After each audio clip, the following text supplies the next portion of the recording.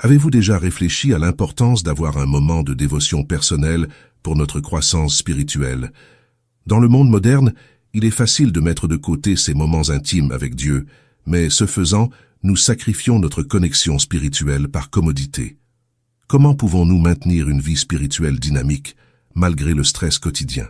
Explorons ensemble la nécessité et les défis de cultiver une vie de dévotion personnelle cohérente. En conclusion, je vous invite à vous joindre à nous dans la prière pour renouveler notre engagement à rechercher Dieu dans tous les domaines de notre vie. Vous pouvez y participer en recevant des méditations quotidiennes sur divers sujets importants pour la croissance de votre vie spirituelle, ainsi qu'un programme de lecture chronologique de la Bible.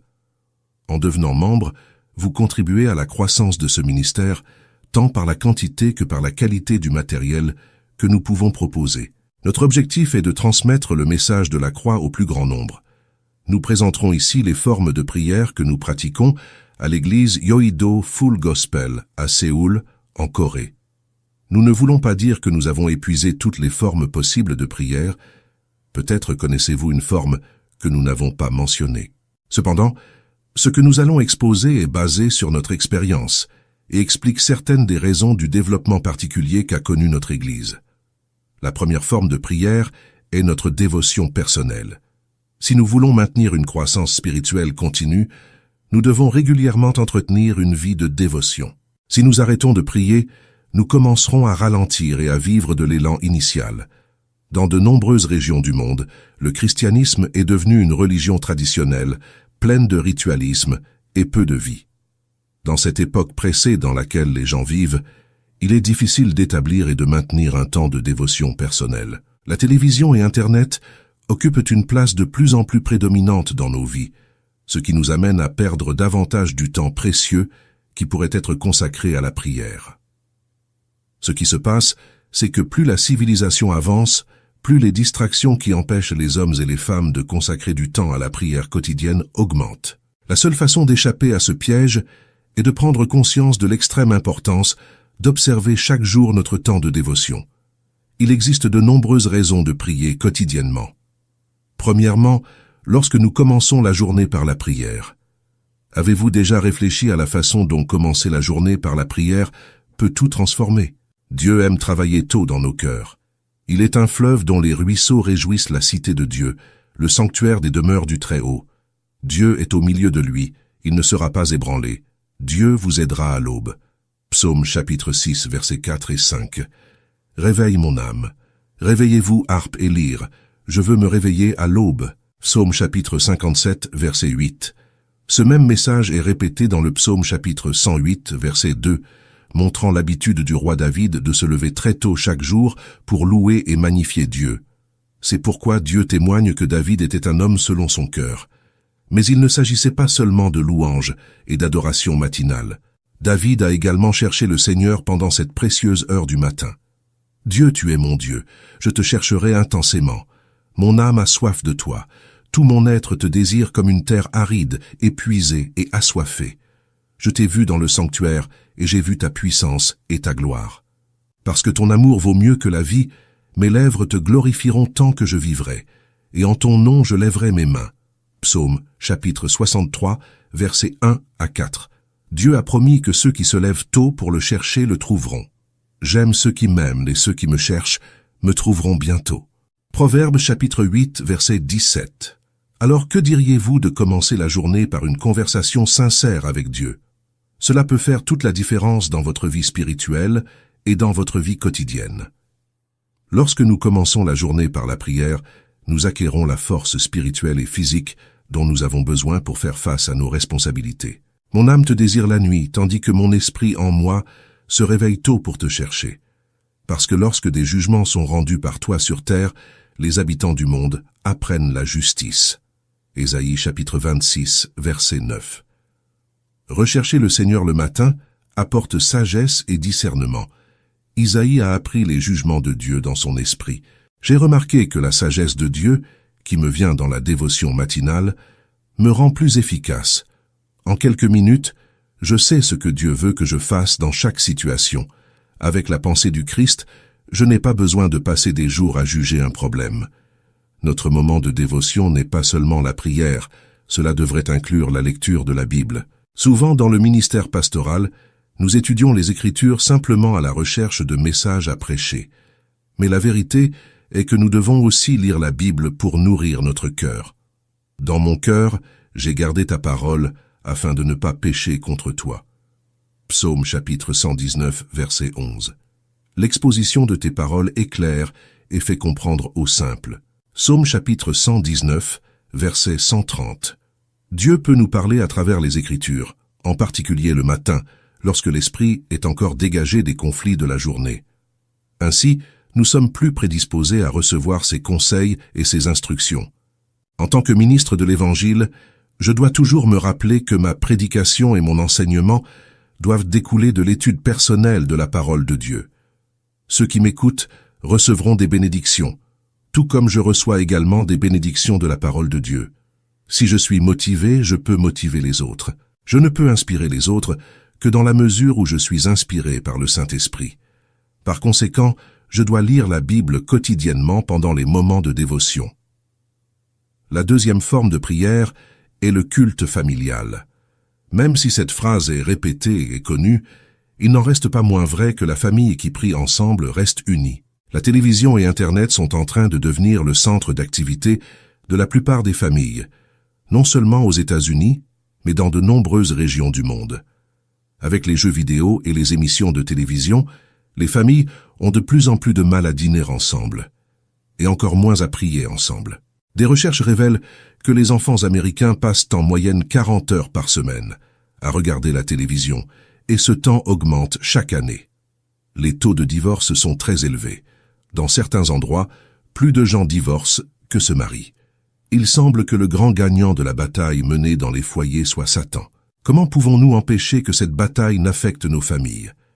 La réponse réside dans le culte domestique, dans les moments de dévotion en famille. Ce moment devrait inclure des chants, des hymnes, la lecture de la Bible et la prière, le tout sincèrement. Surtout par rapport aux enfants, c'est essentiel. Je me souviens d'une fois où mon fils aîné a exprimé ses sentiments lors d'un de ces moments. Je permets à tous mes enfants d'exprimer librement leurs sentiments, leurs peurs et leurs frustrations. De cette façon, nous entretenons un flux de communication constant et une relation très étroite. Des statistiques alarmantes montrent que de nombreux suicides surviennent à l'adolescence. Les jeunes sont confrontés à d'énormes pressions, souvent dues à l'éloignement émotionnel de leurs parents, en plus des pressions normales liées à l'intégration dans leur groupe social. C'est pourquoi de nombreux jeunes se tournent vers la drogue, le sexe illicite et l'alcool. Lorsque ces stimuli artificiels ne parviennent pas à produire l'effet souhaité, ils sombrent dans le désespoir et se suicident. Les psychologues disent que la famille est le seul refuge d'espoir qui reste aux jeunes. Nos enfants n'auront la force de résister aux attaques que si nous maintenons une communication sincère et franche avec eux. Satan attaque également les jeunes à travers de fausses religions. Nous connaissons tous des sectes qui donnent aux jeunes un faux sentiment de foyer et d'atmosphère familiale. La résistance la plus forte que nous puissions offrir est un bon culte à la maison. Tout comme Dieu a choisi de partager avec nous le poids qu'il ressent pour le monde, nous devons aussi apprendre à communiquer à nos enfants ce qui pèse sur notre cœur. Pourquoi ne partageons-nous pas nos prières avec eux? En voyant les résultats que nous obtenons, ils apprendront à affronter et à résoudre leurs problèmes en les remettant à Dieu. Dans notre maison, nous avons le cercle de prière.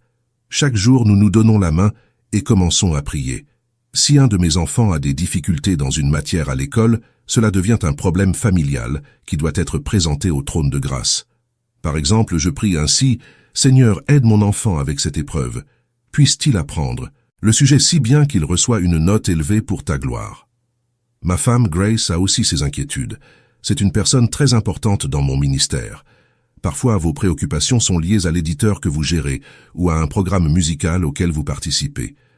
D'autres fois, il s'agit d'une nouvelle robe dont vous avez besoin pour un événement. Mais leurs préoccupations nous concernent tous. Cela donne à notre famille un sentiment d'unité très fort et difficile à briser. La troisième forme de prière est la prière dans l'adoration. Dans notre Église, la prière unie est essentielle. Nous commençons toujours les services avec tous les croyants priant ensemble. Parfois, nous prions pour notre patrie, afin qu'elle soit sauvée et toujours protégée. Après des années d'oppression et d'invasion par la Corée du Nord, nous comprenons à quel point la liberté, en particulier la liberté religieuse, est précieuse. Nous prions Dieu avec ferveur pour que cette liberté soit maintenue. Nous prions également pour les autorités du pays. Dieu nous a ordonné de faire cela. Et si nous n'obéissons pas, nous obtiendrons le gouvernement que nous méritons. C'est pourquoi nous prions pour pouvoir continuer à prêcher librement dans le monde. Dans mon Église, à la télévision et à la radio, nous avons cette liberté, quelque chose que beaucoup n'ont pas en Europe. Nous sommes très reconnaissants pour cette liberté en Corée et la protégeons par la prière. Nous prions ensemble pour les milliers de demandes que nous recevons des États-Unis, du Japon et d'autres parties du monde. Au début de chaque service, je me penche vers la plateforme de demande de prière. Je pose mes mains dessus et nous prions tous ensemble. Ces demandes sont envoyées à la montagne de prière, mais avant cela, des milliers de personnes prient avec ferveur pour elles au cours des 7 services que nous organisons. Par-dessus tout, nous prions pour un renouveau mondial, afin que toutes les nations puissent entendre l'Évangile prêché, accomplissant ainsi notre mission jusqu'au retour du Christ. Nous reconnaissons notre responsabilité de prier pour l'Église de Jésus-Christ et toutes les Églises. Après la prédication, nous prions à nouveau, demandant au Saint-Esprit d'appliquer la parole proclamée dans nos cœurs, afin que nous puissions en être des acteurs et pas seulement des auditeurs. Chaque fois que nous prions ensemble, nous le faisons avec détermination et fermeté. Quand j'entends mon peuple prier, j'ai l'impression d'entendre le bruit d'une immense cascade. Nous savons que Dieu ressent la sincérité de notre prière lorsque nous prions ensemble. Et lorsque nous prions ensemble, la puissance de Dieu se manifeste parmi nous. Dans ces moments d'union dans la prière, de nombreuses personnes sont guéries, libérées et remplies du Saint-Esprit. Si une personne peut en courir 1000 et 2 peuvent en affronter 10 000, imaginez ce que des centaines de milliers de croyants peuvent faire unis dans la prière. Cela dépasse notre entendement. Magnifiez le Seigneur avec moi et exaltons ensemble son nom. Psaume chapitre 34, verset 3. La 4e forme de prière est la prière en réunion de groupe. Notre système de cellules de groupe est le fondement de notre Église. J'ai découvert ce concept à un moment très difficile de mon ministère.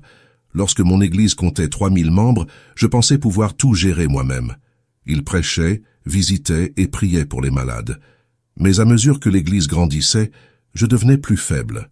Un dimanche, alors que je jouais un évangéliste américain, je me suis évanoui. J'ai pensé qu'il me fallait plus d'énergie et j'ai réessayé, mais je n'ai pas pu terminer le travail et j'ai été emmené à l'hôpital. À l'hôpital, le médecin m'a annoncé une nouvelle décourageante. « Pasteur, vous pouvez guérir, mais il faudra arrêter. » Je me suis dit, que puis-je faire à part prêcher l'Évangile? Les paroles du médecin me tombèrent dessus comme un roc. Parfois, Dieu doit recourir à des mesures extrêmes pour attirer notre attention. Ce jour-là, il l'a fait. C'est alors que j'ai découvert le secret d'un potentiel illimité de croissance de l'Église, le système cellulaire. Luc rapporte une situation similaire dans Acte 6, lorsque le nombre de disciples augmenta. Les 12 apôtres étaient incapables de faire tout le travail administratif de l'Église. S'ils continuaient ainsi, l'Église n'aurait jamais grandi à Jérusalem. Dieu a utilisé une situation potentiellement dévastatrice pour changer la mentalité des apôtres. Ils ont réalisé qu'ils ne pouvaient pas tout gérer eux-mêmes. Ils choisirent donc 7 hommes et les nommèrent diacres. Les diacres prirent en charge la partie administrative de l'Église, permettant aux apôtres de se consacrer à la prière et au ministère de la parole. Actes chapitre 6, verset 4. Le problème décrit dans Acte 6 a amené les hommes de Dieu à réexaminer leur situation et à recevoir la sagesse du Saint-Esprit.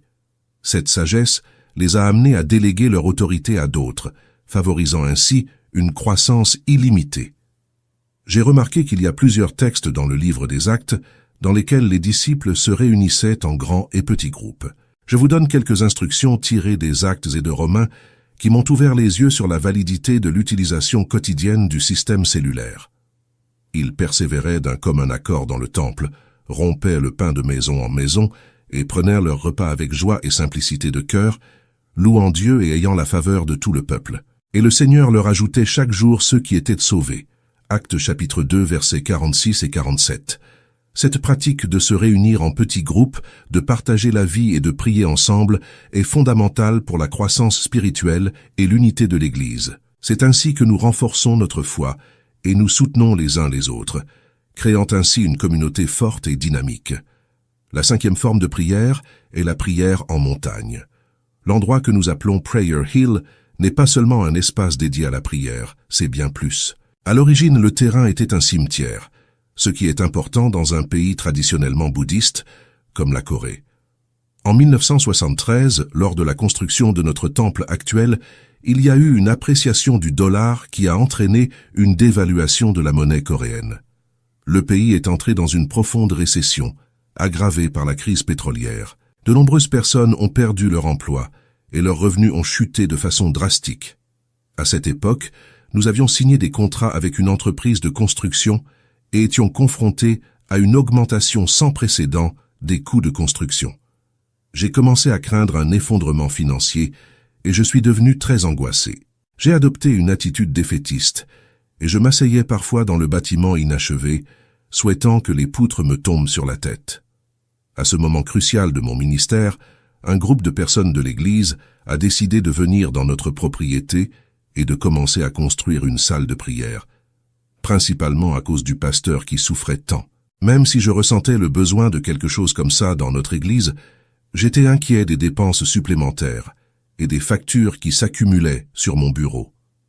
Comprenant que seule une intervention surnaturelle de Dieu pouvait nous sauver de la ruine, j'ai commencé à prier avec d'autres sur le mont de prière.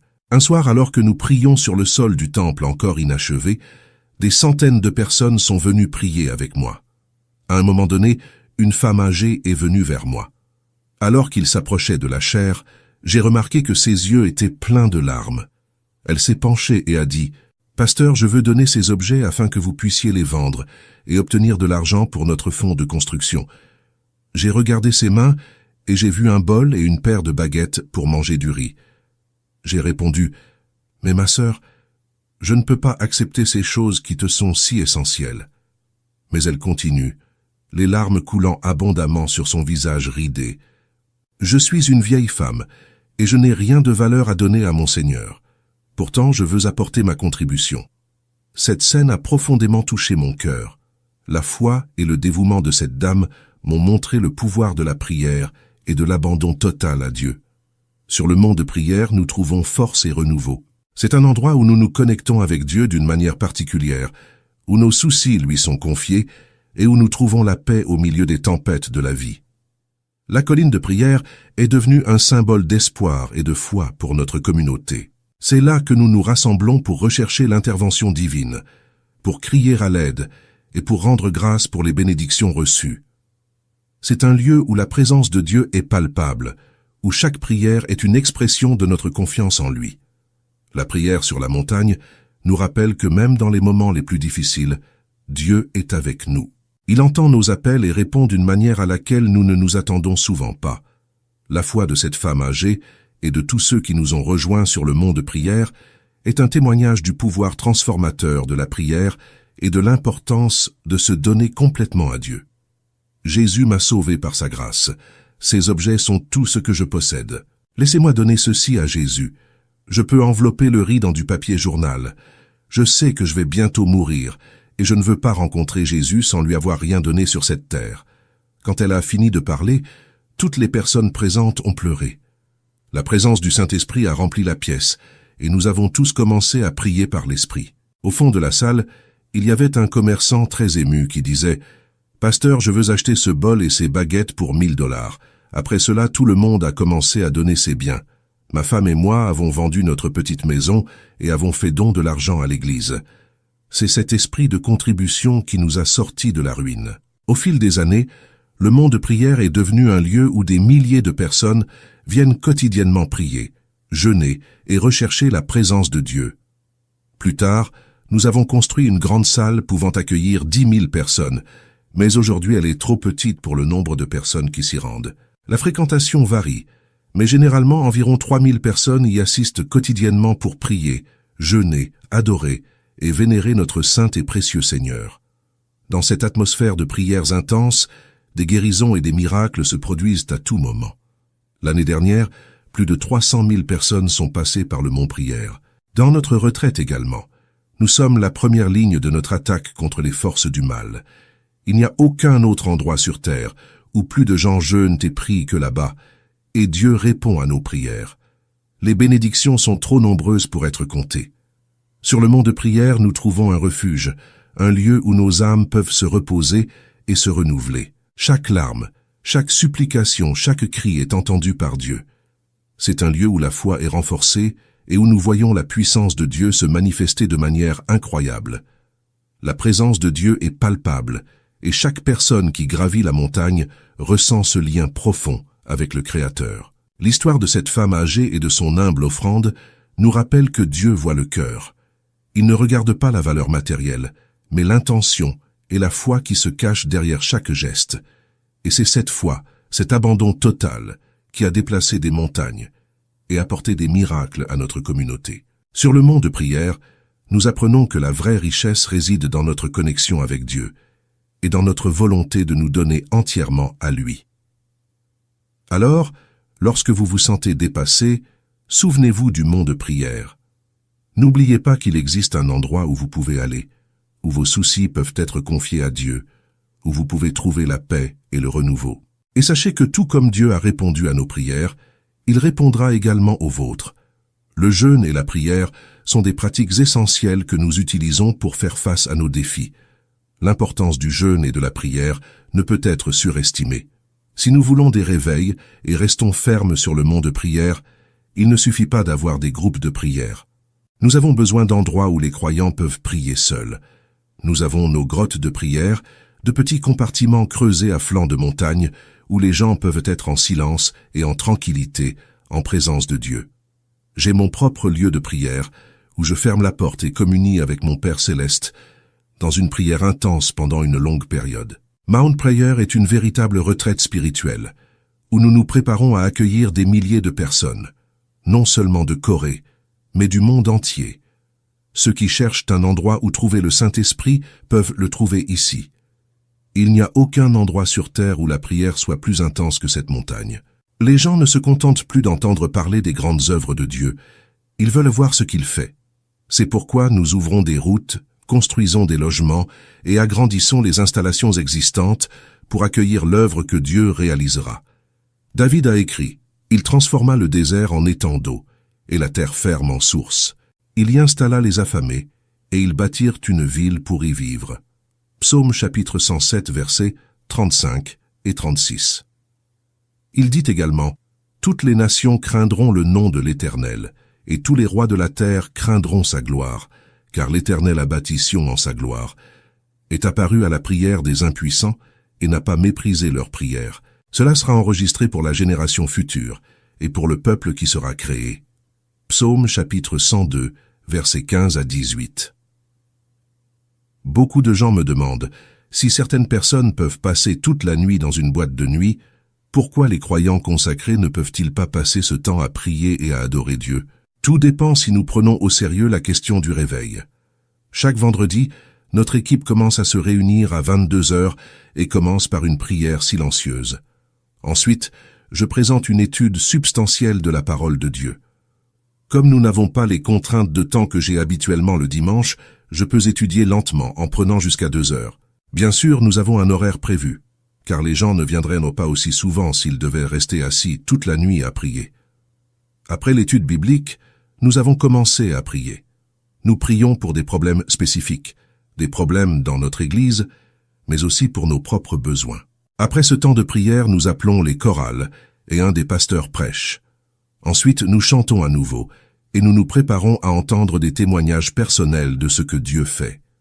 Sur le mont de prière, chaque larme, chaque supplication, chaque cri est entendu par Dieu. C'est un lieu où la foi est renforcée et où nous voyons la puissance de Dieu se manifester de manière incroyable. La présence de Dieu est palpable et chaque personne qui gravit la montagne ressent ce lien profond avec le Créateur. Dieu a fait tellement de miracles parmi nous, c'est impressionnant. Chaque jour, nous entendons des histoires incroyables sur la façon dont il a transformé des vies dans notre Église. Il est impossible d'entendre tous les témoignages des croyants qui veulent partager ces merveilles de la puissance de Dieu. Cela nous remplit du désir de chanter et de louer. Et avant que nous nous en rendions compte, il est 4h30 du matin. l'heure de se préparer pour le service de prière du samedi matin. Après la prière, nous nous sommes dit au revoir et sommes rentrés chez nous pleins de joie. David veillait la nuit, comme il le mentionne dans le psaume 63. Isaïe a également prophétisé. Il y aura parmi vous des chants comme la nuit de la fête sainte, et une joie de cœur comme celui qui va à la montagne de l'Éternel, avec le son de la flûte au rocher d'Israël. Ésaïe chapitre 30, verset 29. Quand les disciples étaient en prison, ils ne passaient pas la nuit à se plaindre, ils chantaient et priaient. Et Dieu les entendit, envoyant du secours sous la forme d'un ange. La présence du Seigneur est essentielle.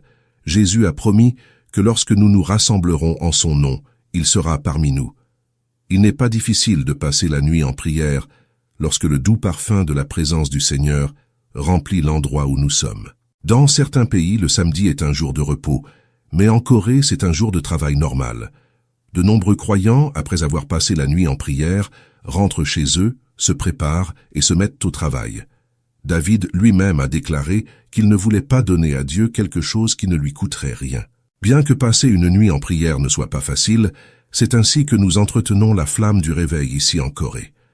Maintenant, je veux prier pour vous et votre famille. Si vous souhaitez laisser votre demande de prière dans les commentaires, nous prierons pour vous tous.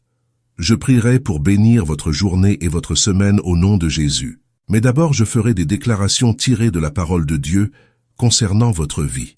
La Bible dit dans Nombre chapitre 6, versets 24 à 26, « L'Éternel vous bénisse et vous garde.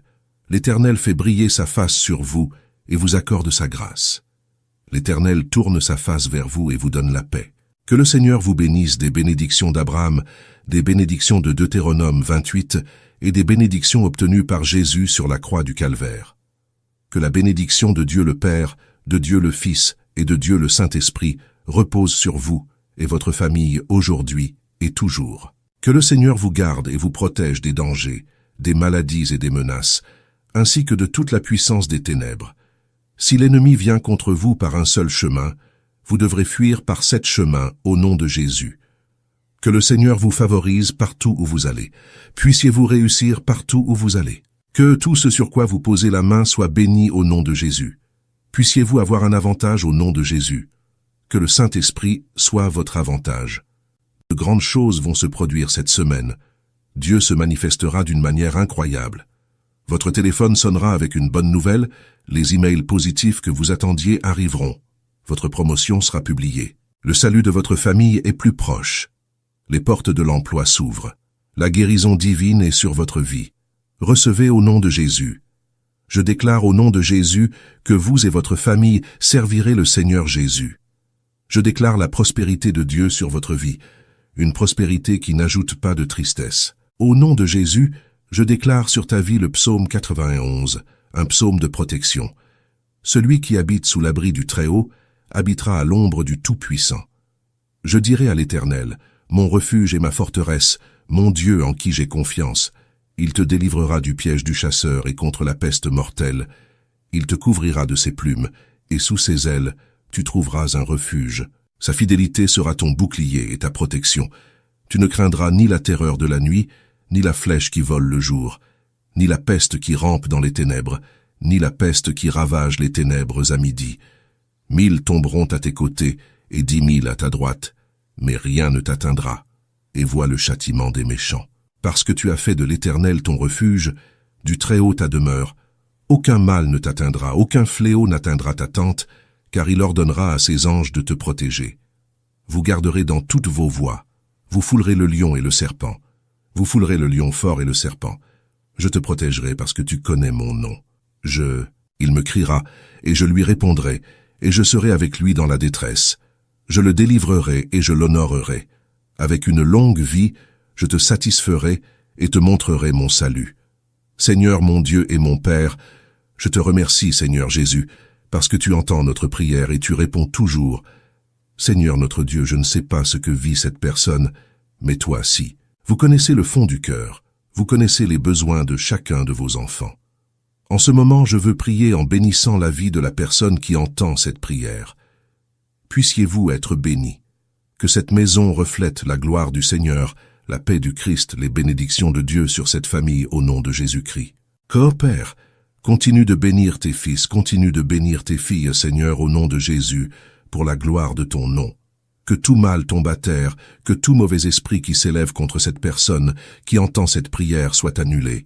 Que tous les plans du malin contre cette personne, contre cette famille, au nom de Jésus, soient brisés. Je déclare la bénédiction du Seigneur au nom de Dieu le Père, Dieu le Fils et Dieu le Saint-Esprit, au nom de Jésus. Amen. Si ce message a touché votre cœur et apporté une réalité spirituelle dans votre vie, partagez votre expérience. Que la grâce et la paix de notre Seigneur Jésus-Christ soient avec vous. N'oubliez pas de cliquer sur le bouton s'abonner si ce n'est pas déjà fait. Merci beaucoup du fond du cœur de faire partie de notre communauté. Si vous souhaitez soutenir un peu plus notre chaîne, venez devenir membre de notre chaîne. Je laisse ici 2 vidéos supplémentaires afin que vous puissiez continuer à apprendre pour votre développement personnel. Merci et à plus tard.